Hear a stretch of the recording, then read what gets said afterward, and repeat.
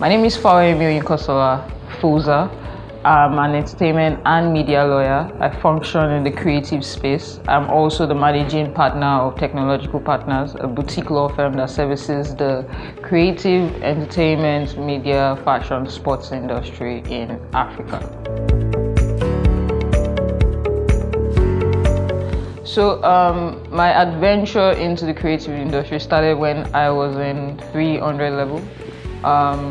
I love music a lot from when I was little, and I love the law. So at my 300 level, I found out that there were this group of boys that had this wonderful song, and I helped them to plug it when I went to Lagos, and I became popular for that. So they made me start managing us, and I got into music management. Then I studied a course in 300 level called intellectual property. So I found a way to merge both the law and my passion together. That's how I was introduced into the industry. So I've been working in the business side of the industry for about 7 years now, and as a lawyer about 5 years now. Okay, so when I finished school in 2013, I went to Babcock University. When I finished school in 2013, I was fortunate enough to know I wanted to specialize in entertainment law. And one of the few things I did was I started doing my research on how to be a lawyer in the industry, and I found a couple of mentors and I started following them. So when I got out of uni, I applied to a couple of law firms, and when I started working there, they made me do land law or oil and gas, and I was just like, nah, that's not me. So one of the things I did was I went into the industry proper to work as a manager, road manager, business manager, A&R, PR. So I've done like the whole 9 yards in the business of entertainment. So in 2014, when I was done with law school, I knew that I couldn't work in a law firm that would make me do anything aside from entertainment law. So I was working on my own until I found my partners, and we came together and put together a law firm that specifically only deals with entertainment and media law, basically. So that's how it started out. So in 2015, the law firm was born. So interesting. I think my story is very interesting because I met my partners on social media. So I'm very big on digital, using that's why it's called tech. So it's spelled tech, and the law, like when you spell technology, it's LAW, so it's Technological Partners. So I met them on social media, Twitter to be specific. We started out as friends, colleagues, just having interaction over a period of 7 months, back and forth, sharing ideas over the internet. And when we finally met, I call it a divine partnership. Over a period of like 7 months, we had interaction, sharing opinions, sharing ideas. So it was easy to identify like minds. Most important thing to me is vision and passion, because a man without a vision is lost and you can be easily swayed. Passion is the times when things are not good, which for an entrepreneur is probably like 70% of the time. The passion keeps you going. So my two partners had those qualities. So I also examined myself as a person. I identified my strengths and identified my weaknesses. So what I complement for them is the same. They also complement me. So where I have my weaknesses, they have their strength. Let me see, the biggest would be translating from, I think for me, is from what you used to be to what you are now. Sometimes you stay in a position for a while that you don't even recognize how much growth that you had. So you continue to function in yesterday when your potential has gone like 10 times farther than you.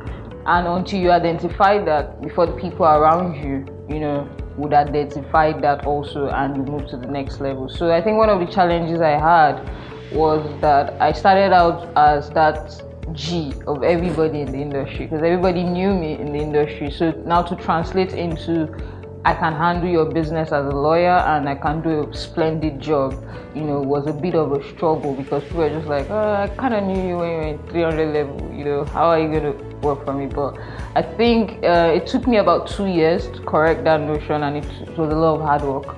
That was one of the biggest challenges, I think. So now, one of the biggest challenges now is money. Money is the defense. So, because we're starting, all young people starting up, we have to build a portfolio to a certain stage before a certain kind of investment, comes into the business. So yeah, I think those are like the two main challenges now.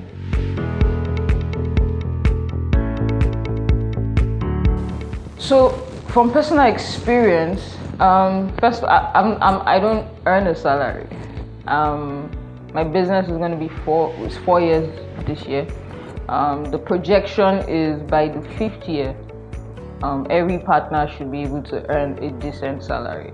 So that's a lot of sacrifice, because according to the business plan we drafted out, it's going to take us 3 years to build the business to a certain extent where we can employ 2 sets of lawyers and pay them salary and get an office space. And so all those projections, there was no space for salary or profit or whatever you want to call it, because entrepreneurship is a business of sacrifice.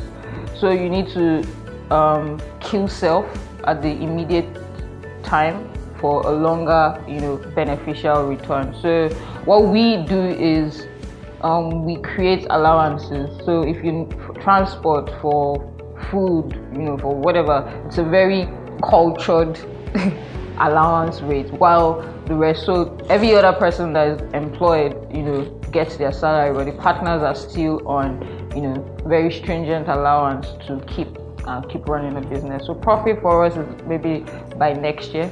So I don't know, everybody else, because I work in the legal, I'm in the service sector. Some people work in the product sector, which is very different. So if you're in a business where you sell and you get profits immediately, yeah, maybe you can take a certain amount of profit to reinvest, but we all have different profit. My vision is like way big. If you just want to do it for now, then you can take all the profit, but if you want it to be generational wealth, at least 90% goes back into the business for me. So I have a 2-pronged approach to that. The first one is, if it's purely like a business approach to it, it is when the projection of the capital no longer makes sense. So for me, it's, for example, if I invested in this building and the projected capital to be invested was 20 million and the ROI was supposed to be in 4 years and come back with like 25 million or 30 million or whatever, at the stage where I am dropping 15 million, if it's looking like, oh, I would have to put more than the 20 million I bargained for, to be able to earn what I projected at, the 4 years, it's still a going venture. I go, but by the time I'm getting to about 30 million, I would have to like pump the brakes and be like, okay, so is this still going to give me the same projection, or I have to adjust or whatever? Now, when you're now done with expending capital and it's now time for you to start working and servicing the capital to ensure that it brings back a return on investment, and you see that there's no glimmer of hope in terms of like, there's no glimmer of hope, but it's just not working out. You just see like, okay, I think it's really time to pack it up in terms of, the money is not coming back. So that's like purely business. Then in terms of the other one is more emotional or more visionary than business, which is if it no longer gives me fulfillment and it doesn't serve the purpose of, so for example, even if I'm making 10 times the money that is supposed to be or that is projected, if it's not fulfilling the purpose or the vision which I have for it, I just like, to me, it's a failed venture. Like the name of the law firm implies, Technolawgical Partners. First of all, my phone never goes off. My phone never goes off to clients that pay for my phone never goes off. So we have clients that are on 24/7. consultation. We have clients that we are on 9 to 5 consultation, meaning you can't call me before 9, you can't call me after 5. Emails, I never not respond to my emails. Twitter, social media, even though that there are some times where I take like breaks of social media, maybe I'm not tweeting or I'm not putting up pictures, I make sure that I always go back to my direct messages to ensure that I respond to messages, because I get like 70% of my business off social media. So those two mediums are very vital. So my phone is always a smartphone, and my emails are always.